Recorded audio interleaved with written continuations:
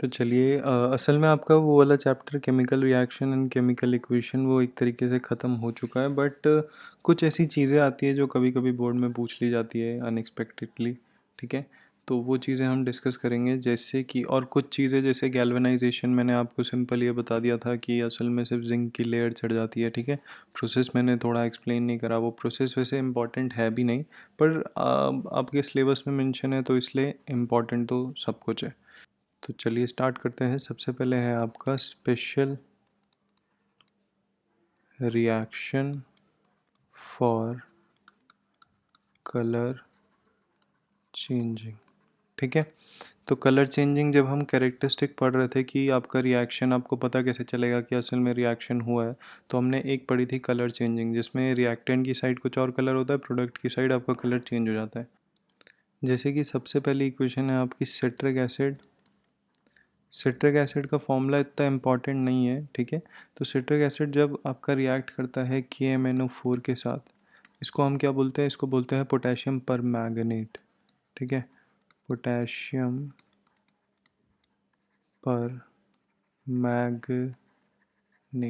ठीक है, अब जब ये रिएक्ट करता है तो अपने नॉर्मल स्टेट में इसका कलर होता है पर्पल, बट आफ्टर रिएक्शन ये कलरलेस हो जाता है, आपका जो प्रोडक्ट साइड है कलरलेस हो जाता है। ठीक है, तो एक ये रिएक्शन है और एक ये रिएक्शन है कि जब आपका सल्फ़र डाइऑक्साइड रिएक्ट करता है K2Cr2O7 के साथ, इसे हम क्या बोलते हैं, इसे बोलते हैं हम पोटेशियम डाइक्रोमेट। ठीक है, पोटेशियम डाइक्रोमेट के साथ जब रिएक्ट करता है, नॉर्मल स्टेज में इसका जो कलर होता है, न्यूट्रल में जब ये होता है तो इसका कलर होता है ऑरेंज। ठीक है, और आफ्टर रिएक्शन जब प्रोडक्ट साइड में बनता है तो प्रोडक्ट साइड में कलर आपको चेंज होके ग्रीन मिल जाता है। तो कलर चेंज हो रहा है, यहाँ पे पर्पल, पर्पल से कलरलेस हो रहा है और यहाँ पे ऑरेंज से ग्रीन हो रहा है। ठीक है, तो कलर चेंजिंग के रिस्पेक्ट में जैसे कभी कभी क्वेश्चन आ जाता है कि सिट्रिक एसिड जब आपका पोटेशियम परमैंगनेट के साथ रिएक्ट करेगा तो आपको क्या कलर मिलेगा, सीधा ये पूछ लेंगे। तो आपको ऐसी इक्वेशन तो दी नहीं है NCERT में, तो इसीलिए ये इंपॉर्टेंट है। ठीक है, ऐसे ही इसके साथ है कि सल्फर डाइऑक्साइड को अगर हम रिएक्ट करवा दें पोटेशियम डाइक्रोमेट के साथ जो कि ऑरेंज कलर का होता है, तो आपको एट लास्ट प्रोडक्ट में क्या कलर मिलेगा, तो ग्रीन कलर मिलेगा। ठीक है, तो ये बस याद होनी चाहिए आपको। तो अब कुछ टेस्ट देख लेते हैं कि असल में, जैसे कि टेस्ट से मेरा मतलब है कि टेस्ट फॉर द गैसेस, क्योंकि आपने देखा कि काफ़ी सारी गैसेस इवॉल्व होती है, जैसे कि H2 आपने देखा हाइड्रोजन गैस इवॉल्व होती है, CO2 आपने देखा CO2 गैस इवॉल्व होती है, फिर आपने ऑक्सीजन गैस देखा। ठीक है, तो कुछ आपके सिलेबस में इनके लिए टेस्ट भी बताया गया है। टेस्ट का मतलब है कि असल में आपको कैसे पता चलेगा कि वो कौन सी गैस निकली है। ठीक है, तो ये आता है टेस्ट फॉर गैसेस। ठीक है, तो टेस्ट फॉर गैसेस में सबसे पहले हम पहली गैस ले रहे हैं H2 गैस, मतलब हाइड्रोजन गैस। तो जो हाइड्रोजन गैस है अगर वो निकलती है, मतलब कभी भी जैसी निकलेगी, तो आपको पता कैसे चलेगा कि असल में उस बीकर में से या फिर उस टेस्ट ट्यूब में से आपकी H2 गैस निकली है। तो उसको चेक करने का क्या तरीका होता है, क्या प्रोसीजर होता है, आप सिंपल देखिए। लेट्स से मैंने टेस्ट ट्यूब ली है।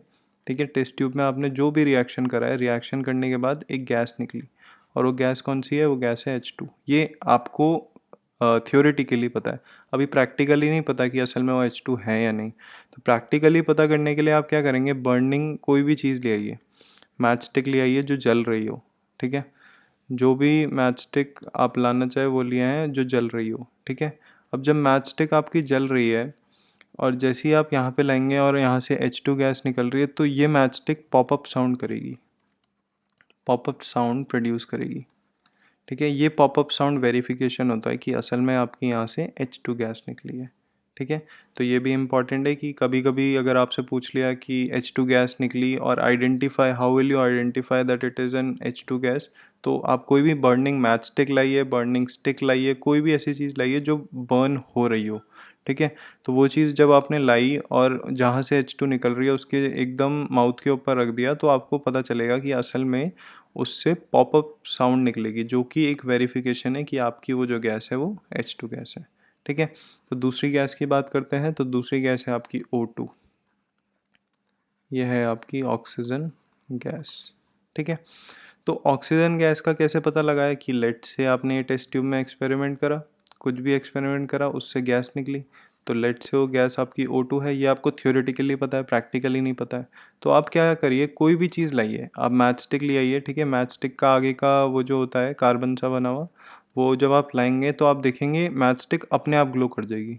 जैसी आप वो अभी जल नहीं रही है, बट आप जैसे ही लाएंगे O2 के पास और वहाँ से अगर O2 निकल रही है तो वो एकदम बर्न कर जाएगी। तो ये सडन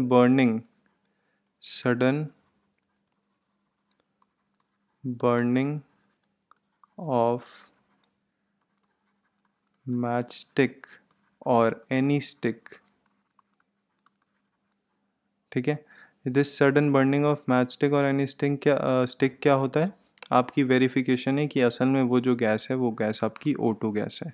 ठीक है। तो चलिए O2 का देख लिया, H2 का देख लिया, अब देखते हैं हम CO2 का। ठीक है। तो CO2 आपकी है कार्बन डाइऑक्साइड।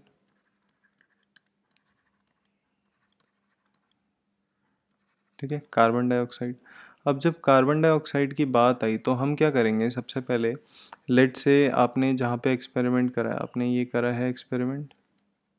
ठीक है, ये आपका टेस्ट ट्यूब है, यहाँ पे आपने कुछ भी एक्सपेरिमेंट करा है। ठीक है, कुछ भी आपने डाला, यहाँ से गैस इवॉल्व हो रही है और लेट से वो गैस आपकी है CO2। ये आपको थ्योरेटिकली पता है। अब प्रैक्टिकली आप इसे सील कर देंगे, पहले तो पूरा सील कर देंगे।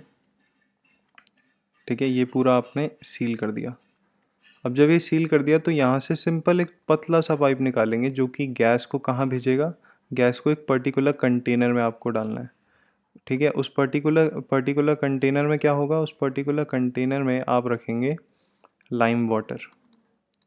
ठीक है, लाइम वाटर मैंने आपको बताया था क्या होता है। लाइम वाटर को हम और क्या बोलते हैं, स्लेक्ट लाइम भी बोलते हैं, स्लेक्ट लाइम भी बोलते हैं। और केमिकल नेम क्या है इसका, कैल्शियम हाइड्रोक्साइड। कैल्शियम हाइड्रोक्साइड मतलब हम इसे बोलेंगे CaOH होल ट्वाइस। ये आपका फॉर्मूला है उसका, कैल्शियम हाइड्रोक्साइड का। ठीक है, तो यहाँ से जब गैस आपकी यहाँ पे पास होगी तो ये lime water will turns milky, milky सा बन जाएगा। ठीक है, तो ये वेरिफिकेशन होती है कि असल में आपकी जो गैस है वो गैस आपकी कार्बन डाइऑक्साइड है। ठीक है, ऐसा होता क्यों है, ऐसा इसलिए होता है क्योंकि जब आप CaOH कैल्शियम हाइड्रोक्साइड को रिएक्ट कराते हो CO2 के साथ, लाइम वाटर को जब आप, ये लाइम वाटर है, यहाँ से CO2 आ रहा है। ठीक है, तो CO2 के साथ जब आप रिएक्ट कराते हो तो एक कंपाउंड बनता है जिसे हम बोलते हैं कैल्शियम कार्बोनेट। ठीक है, ये कैल्शियम कार्बोनेट वाइट PPT होता है, इसीलिए हम बोलते हैं कि असल में लाइम वाटर को वो मिल्की कर देता है। तो ये वेरिफिकेशन हो गई। 3 गैस का आप याद रखिए, इससे ज़्यादा जनरली पूछेगा नहीं, और सबसे ज़्यादा इंपॉर्टेंट इनमें से ये और हाइड्रोजन है। तो नेक्स्ट हम टॉपिक डिस्कस करते हैं। तो नेक्स्ट टॉपिक है आपका इलेक्ट्रोप्लेटिंग। इलेक्ट्रोप्लेटिंग, देखिए इलेक्ट्रोप्लेटिंग का सिंपल वर्ड्स में मतलब समझे तो ये समझिए कि लेट से आपके पास एक मेटल है। ठीक है, मेटल है। ठीक है, उस मेटल में आपने कवरिंग कर दी, ऊपर से कवर कर दिया, लेयर सी चढ़ा दी, किसकी, दूसरे कोई मेटल की।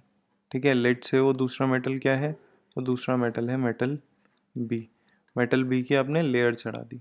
तो इस प्रोसेस को हम बोलते हैं इलेक्ट्रोप्लेटिंग। अब हम इलेक्ट्रोप्लेटिंग क्यों करते हैं, देखिए आपने कभी कभी देखा होगा कि असल में कुछ कुछ ज्वेलरी शॉप में अगर आप जाएंगे तो वहाँ पे जो गोल्ड होता है, ठीक है, गोल्ड वो प्योर नहीं होता, बोल देते हैं कि भाई इसमें पानी लगा हुआ है या फिर इसमें कोटिंग चढ़ी हुई है। वो असल में कोई चीप मेटल होता है, लेट से कॉपर वो मेटल है, कॉपर आपका चीप में आ जाएगा। और आप क्या करते हैं, आप गोल्ड की AU की आप कोटिंग कर देते हैं इसके चारों तरफ, जिसकी वजह से वो बाहर से तो गोल्ड का दिखता है बट अंदर से वो गोल्ड का प्योर होता नहीं है। ठीक है, और आपको वो सस्ते में मिल जाता है। तो एक तो ये है कि आप असल में प्योर गोल्ड को ना यूज़ करते हुए आप नकली गोल्ड भी यूज़ कर सकते हैं अगर आपको सिर्फ दिखाना ही है। ठीक है, जब हम बोलते हैं ना कि इसमें पानी चढ़ा हुआ है गोल्ड का, तो वो इलेक्ट्रोप्लेटिंग की वजह से ही होता है। एक तो ये यूज़ है, और दूसरा यूज़ क्या है, दूसरा हम इसलिए यूज़ करते हैं क्योंकि लेट से अगर आयरन या कोई भी ऐसे मेटल है जिनको जिनमें रस्टिंग होती है, ठीक है, जिनमें कोरोजन होता है, तो हम क्या कर सकते हैं, हम उससे कोई और मेटल की कवरिंग चढ़ा सकते हैं। तो जैसे ही हमने कोई और मेटल की कवरिंग चढ़ाई तो क्या होगा, तो सबसे पहले ये जो बाहर वाला मेटल है ये पहले कोरोड होगा, और ये कोरोड होने के बाद जो अंदर वाला मेटल है उसकी बारी आएगी। तो जब तक वो कोरोड होगा तब तक ये आपका बचा रहेगा आयरन, ये फ्लेकी आपका बनेगा नहीं, ठीक है। तो उसके कोरोजन को बचाने के लिए भी हम, कोरोजन की उसमें भी हम इलेक्ट्रोप्लेटिंग की हेल्प लेते हैं। अब देखिए इलेक्ट्रोप्लेटिंग कैसे होता है। तो अगर हमें इलेक्ट्रोप्लेटिंग करना है तो हमें मेथड यूज़ करना पड़ेगा इलेक्ट्रोलाइसिस, ठीक है। इलेक्ट्रोलाइसिस आपने पढ़ा ही था, अगर आपको उस समय क्लियर नहीं हुआ तो यहाँ पे आपको बिल्कुल ढंग से क्लियर हो जाएगा। चलिए, जैसे अब इलेक्ट्रोलाइसिस का हम एक एप्लीकेशन देखते हैं जिसमें हम क्या करेंगे, हम पानी जो चढ़ाते हैं ना कि भाई इसके ऊपर ये प्लेटिंग चढ़ा दी, वो प्लेटिंग चढ़ा दी, तो अब हम वही करने वाले हैं जो सोनार वनार करते हैं। तो ये हम गोल्ड ना लेके थोड़ा सस्ता मेटल ले लेते हैं, सिल्वर, ठीक है। तो सिल्वर हमने ले लिया, और ये हम लेते हैं और भी सस्ता मेटल, कॉपर, ठीक है। ये हमने कॉपर ले लिया। अब हम क्या करेंगे, इस सिल्वर की लेयर यहाँ पे बनाएंगे, ठीक है। ये सिल्वर की लेयर बन जाएगी जिसकी वजह से बाहर से तो सिल्वर का दिखेगा, बट कुछ टाइम बाद ये सिल्वर का नहीं रहेगा, उससे वो पानी हट जाएगा। तो अब देखते हैं कि किस तरीके से इलेक्ट्रोलाइसिस आपकी वर्क करेगी। तो सबसे पहले तो आप एक, इन दोनों को एक बीकर लीजिए, बीकर में पानी, अभी के लिए पानी मान लीजिए, चलिए कि लेट से आपने पानी रखा है और यहाँ पे दोनों को डिप कर दिया, यहाँ पे ये है और यहाँ पे कॉपर रिंग है, ठीक है। दोनों को आपने डिप कर दिया पानी में। इस पानी को मैं लेट से सोल्यूशन कह रहा हूँ, कोई भी सोल्यूशन हो सकता है, ठीक है। अब आप क्या करेंगे, आप इसे कनेक्ट कर देंगे बैटरी के थ्रू, ठीक है। आपने बैटरी के थ्रू कनेक्ट कर दिया इन्हें। तो जब आपने बैटरी के थ्रू कनेक्ट करा तो इस चीज़ का आपको ध्यान रखना है कि यहाँ पे पॉजिटिव है, यहाँ पे नेगेटिव है। मैंने ऐसे क्यों कनेक्ट करा, मैंने उल्टा क्यों नहीं कनेक्ट करा, उल्टा इसीलिए कनेक्ट नहीं करा क्योंकि क्या होगा, यहाँ से आपको इसके ऊपर प्लेटिंग करनी है ना। अब इसके ऊपर जब आपको प्लेटिंग करनी है तो आप क्या करेंगे, यहाँ से आपके चीज़ें जानी चाहिए, सारे के सारे जितने भी Ag के इलेक्ट्रॉन जो सारे के सारे यहाँ से जाने चाहिए, और यहाँ से ट्रैवल होके यहाँ पॉजिटिव में जाएंगे। और नेगेटिव से क्या होता है, नेगेटिव से इलेक्ट्रॉन्स निकलेंगे, तो इलेक्ट्रॉन्स नेगेटिव से निकलेंगे, ठीक है। तो यहाँ से निकलकर वो आपके कॉपर की तरफ चले जाएंगे, तो इसीलिए मैंने यहाँ पे पॉजिटिव डाला है। तो अब ये पॉजिटिव है तो ये कौन सी रॉड बन जाएगी, ये आपका पॉजिटिवली चार्ज हो जाएगी रॉड, चार्ज रॉड, ठीक है। पॉजिटिवली चार्ज रॉड को हम क्या बोलते हैं, उसको ज़रा आप लिखिए, देखते हैं आप बता पाते हैं कि नहीं। और ये आपकी नेगेटिवली चार्ज हो जाएगी, नेगेटिवली चार्ज्ड रॉड। और इसको हम क्या लिखते हैं, 2 सेकंड के लिए सोचिए और फटाफट खुद लिखिए। सबसे पहले तो देखिए, जो पॉजिटिवली चार्ज रॉड है, आपको पता है पॉजिटिवली चार्ज चार्ज क्या होता है, कैटायन। अब कैटायन होता है तो जो नेगेटिव रॉड होगी वो आपकी होगी कैथोड, क्योंकि उसका उल्टा होता है। और ये आपकी बन गई एनोड, ठीक है, क्योंकि एनायन आपका नेगेटिवली चार्ज होता है, उसी तरीके से एनोड आपका अपोजिट ऑफ एनायन मतलब पॉजिटिवली चार्ज रॉड, ठीक है। तो ये आपकी एनोड है, ये आपकी कैथोड है। अब देखिए यहाँ पे हमने क्या करा, अगर हम इसको ढंग से मैग्नीफाइड तरीके से देखते हैं तो ये कुछ इस तरीके से दिखेगा। आपके ये मॉलिक्यूल्स होंगे, ठीक है। ये मॉलिक्यूल्स है आपके किसके, Ag के, Ag के यहाँ पे मॉलिक्यूल्स दे रखे हैं, ठीक है। और अगर मैं यहाँ पे बात करूँ तो यहाँ पे आपके मॉलिक्यूल्स है कॉपर के, कॉपर के मॉलिक्यूल्स है, ठीक है। अब देखिए Ag के मॉलिक्यूल्स हैं और यहाँ पे कॉपर के मॉलिक्यूल्स है। तो अब क्या होगा, अब जैसे कि आपने देखा कि यहाँ से इलेक्ट्रॉन उड़ेगा, तो यहाँ से इलेक्ट्रॉन उठ के कहाँ जाएगा, यहाँ से इलेक्ट्रॉन उठ के इस बैटरी में जाएगा और बैटरी उसको पास कर देगी कॉपर के पास। तो यहाँ से आप समझिए, ये लेट से ये आपने Ag लिया, तो यहाँ से एक इलेक्ट्रॉन गया ऊपर, ठीक है, इलेक्ट्रॉन गया ऊपर। और यहाँ पे ये सोल्यूशन है पूरा का पूरा, ठीक है। ये वो जो खाली पार्ट है ना, ये पूरा का पूरा, ये पूरा का पूरा ये सोल्यूशन है। ये आपका Ag का पार्ट है, ये आपका कॉपर का पार्ट है। अब देखिए यहाँ से इलेक्ट्रॉन गया, अब जैसे ही इलेक्ट्रॉन इसने लूज कर दिया तो इसका चार्ज क्या बन गया, ये Ag प्लस हो जाएगा। और ये Ag प्लस अब यहाँ नहीं रहेगा, अब ये सोल्यूशन में घुल गया। उसी तरीके से इसके साथ है। तो अब जब ये सोल्यूशन में घुल गया तो यहाँ से ये गायब हो गया, ठीक है। अब यहाँ से गायब हो गया, यहाँ पे उठ कर आ गया। अब उसी तरीके से इसके साथ है, इसको हम गायब कर देते हैं, तो यहाँ पे ये वापस से Ag+ आ जाएगा। अब इसका इलेक्ट्रॉन जाएगा, ठीक है, तो ये भी लूज़ कर देगा, तो इसने लूज़ कर दिया तो यहाँ पे भी Ag+ आ गया। ठीक है, तो ये इलेक्ट्रॉन अभी ऊपर चले गए, तो यहाँ से ये भी गायब हो गया। ठीक है, तो इतने आपने जब गायब कर दिए तो अब देखिए वो सोल्यूशन में आ रखे हैं। अब आपका दूसरा काम क्या है, आपका काम है कि इसके ऊपर अब लाना है। तो इसके ऊपर जब आपको लाना है तो आपको इनके इलेक्ट्रॉन देना पड़ेगा। तो यहाँ से देखिए, यहाँ से वो इलेक्ट्रॉन वापस आ रहा है, क्योंकि यहाँ पे नेगेटिव चार्ज था, तो नेगेटिव चार्ज से वो इलेक्ट्रॉन वापस आ रहा है। तो इलेक्ट्रॉन वापस आया, तो जैसे ही इलेक्ट्रॉन वापस आया, ये आपका पॉजिटिव चार्ज है, ये इसकी तरफ अट्रैक्ट होगा, तो ये धीरे धीरे यहाँ आएगा और यहाँ पे जाके इलेक्ट्रॉन के साथ मिलके Ag बना देगा, उसका पॉजिटिव चार्ज गया। ठीक है, आया समझ। और ऐसे ही इन तीनों के साथ भी हो जाएगा, तो ये तीनों जाके कहाँ जुड़ जाएंगे, ये तीनों जाके यहाँ पे जुड़ जाएंगे, Ag और Ag। ठीक है, तो ये तीनों के तीनों यहाँ पे जुड़ गए और आपकी यहाँ पे प्लेटिंग हो गई, किसकी, आपकी प्लेटिंग हो गई सिल्वर की। ठीक है, उसी तरीके से सारा का सारा यहाँ पे चला जाएगा और यहाँ पे आपकी प्लेटिंग हो जाएगी सिल्वर की पूरी। मतलब कॉपर के ऊपर आपने प्लेटिंग कर दी सिल्वर की। अब देखिए, जब मैंने यहाँ पे सोल्यूशन बोला ना, बट ये सिंपल पानी में नहीं होगा, एक पर्टिकुलर सोल्यूशन हम यूज़ करते हैं जिसे हम बोलते हैं इलेक्ट्रोलाइट। ठीक है, वो पर्टिकुलर सोल्यूशन होना चाहिए। वो पर्टिकुलर सोल्यूशन यानी कि इलेक्ट्रोलाइट का मतलब है कि जिसमें ये अपने आयंस डिसॉल्व कर सके। ठीक है, यानी कि जनरली वो सॉल्ट ऑफ मेटल होता है, कोई भी सॉल्ट मेटल का। जैसे कि अगर मैं ये वाले इसकी बात करूँ तो यहाँ पे मैं AgNO3 डाल सकता हूँ। ठीक है, ये मेरा सॉल्ट हो जाएगा, जिसकी वजह से आपका नॉर्मल इलेक्ट्रोप्लेटिंग हो जाएगी सिल्वर की, मतलब कॉपर के ऊपर आप सिल्वर चढ़ा देंगे। तो आपकी जो रिंग है, अब रिंग जो कॉपर की थी, अब वो पूरी की पूरी सिल्वर से कोट हो चुकी है। ठीक है, तो ये सस्ता मेथड भी था।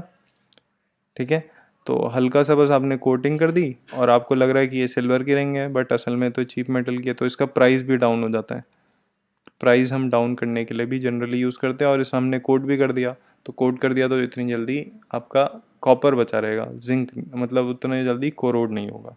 ठीक है, तो चलिए, इलेक्ट्रोलाइसिस होपफुली आपको समझ आ गया होगा। अब हम देखते हैं गैल्वेनाइजेशन क्या होता है। देखिए, गैल्वेनाइजेशन कुछ नहीं है, apply coating of zinc over metals. Metal में हम स्पेसिफिकली जनरली आयरन की बात करते हैं। ठीक है, आयरन की जब हम बात करते हैं, क्योंकि आयरन में क्या होता है, आयरन जब कोरोड होता है, ठीक है, तो वो रस्ट बनाता है, और रस्ट जो होता है वो फ्लेकी फ्लेकी सा होता है। ठीक है, अब वो फ्लेकी सा होता है तो क्या करने लग जाता है, वो अचानक से टूटने से लग जाता है। तो इसीलिए हम आयरन में जनरली गैल्वेनाइजेशन यूज़ करते हैं। हम क्या करते हैं, जिंक से कवर कर देते हैं। ये एक तरीके से इलेक्ट्रोलाइसिस का ही प्रोसेस हुआ, मतलब इलेक्ट्रोप्लेटिंग का ही प्रोसेस हुआ, क्योंकि हम एक मेटल के ऊपर दूसरे मेटल की कोटिंग कर रहे हैं। तो गैल्वेनाइजेशन स्पेसिफिकली जिंक की कोटिंग जब हम कर रहे हैं तो हम बोलते हैं गैल्वेनाइजेशन। अब देखिए, जब आपने गैल्वेनाइजेशन करा तो आपको पता है कि भाई, लेट से ये आपकी आयरन है। ठीक है, अगर आप आयरन को नॉर्मल छोड़ेंगे तो क्या होगा, आयरन नॉर्मल आपके मॉइस्चर और एक्स अमाउंट ऑफ मॉइस्चर और एयर के साथ रिएक्ट करके बना देगा आपका रस्ट। ठीक है, रस्ट बना देगा। तो इस रस्ट से प्रोटेक्ट करने के लिए हम क्या करते हैं, यहाँ पे लेयर चढ़ा देते हैं, यहाँ पे लेयर चढ़ा देते हैं। किसकी लेयर, तो ये हमने जिंक की लेयर चढ़ा दी। अब जैसे ही हमने जिंक की लेयर चढ़ाई तो जिंक क्या करता है, जिंक आपकी जब भी जिंक अगर रिएक्ट करता है तो जिंक ऑक्सीजन और वाटर के साथ रिएक्ट करेगा, तो वो सिंपल आपका जिंक ऑक्साइड बनाता है। तो जिंक ऑक्साइड आपका फ्लेकी नहीं होता, जस्ट लाइक रस्ट। ठीक है, जिंक ऑक्साइड आपका हार्ड सा होता है। तो अगर ये जिंक ऑक्साइड अगर आपका कोरोड भी हो रहा है, मतलब जिंक भी तो मेटल है, वो भी तो कोरोड होगा ही होगा। तो जब अगर जिंक आपका कोरोड भी हो रहा है तो वो हार्ड बनता है, वो फ्लेकी नहीं बनता। फ्लेकी में क्या होता है, फ्लेकी जैसी बनेगा तो मेटल को एक तरीके से तोड़ देगा, बट ये जब हार्ड बन रहा है तो हार्ड में वो इतनी जल्दी टूटेगा नहीं। ठीक है, बस एक हार्ड सी कोटिंग सी बन जाएगी उसके ऊपर।